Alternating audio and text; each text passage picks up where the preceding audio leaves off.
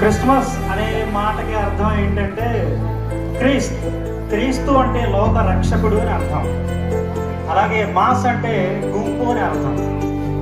అంటే జీసస్ పుట్టిన సమయంలో అక్కడ ప్రజలందరూ కూడా గుంపులు గుంపులుగా ఆయన్ని ఆరాధించడం జరిగింది.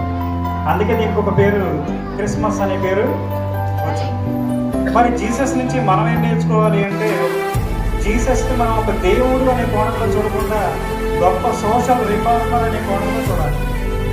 ఎందుకంటే ఆ కాలంలో దైవం పేరు చెప్పి మతం పేరు చెప్పి చాలా దుర్మార్గాలు చేసేవాడు ప్రజలు.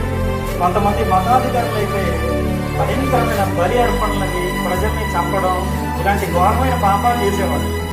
పైగా చేసిన ప్రతి పాపానికి పన్ను కట్టాల్సి వచ్చేదన్నమాట. అలాంటి భయంకరమైన పరిస్థితుల్లో జీసస్ ఆ సమాజంలో ఉన్నటువంటి చెడుని తొలగించడం కోసం ఆయన ఎన్నో ఆ మతాధికారులతో యుద్ధాలు చేశాడు. యుద్ధాలంటే ఆయుధాలతో యుద్ధాలు కాదు, తన యొక్క ప్రేమ సహనంతో అనేక మతాధికారులను ఎదిరించి తనేంటో ఈ ప్రపంచానికి తెలియజెప్పాడు. కాబట్టి ప్రేమ, శాంతి, సహనం అనే గొప్ప అస్త్రాలను ధరించి ప్రపంచాన్ని జయించిన గొప్ప వీరుడు జీసస్. కాబట్టి మనం ఆ కోణంలో జీసస్ని మనం చూడాలి. అర్థమైందా?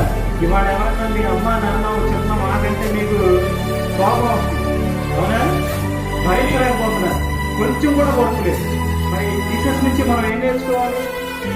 ఆ ఓర్పు సహనాన్ని మనం నేర్చుకోవాలి. ఎందుకంటే తానేమీ తప్పు చేయకపోయినా తప్పు చేశారని ఒక నింద మోపి ఆయన్ని ఆ రోజుల్లో భయంకరమైన ఒక శిక్ష, సిలువ, ఎవరో దొంగలు, దోపిడీదారులు ఇలాంటి గొప్ప గొప్ప పాపాలు చేసే వాళ్ళకి వేసే శిక్షని ఆయనకి వేసినప్పటికీ కూడా ముళ్ళ కిరీటం పెట్టి నానా హింసలు పెట్టినా కూడా ఆయన సహించాడే తప్ప ఎవరిని ఒక మాట కూడా అనలేదు.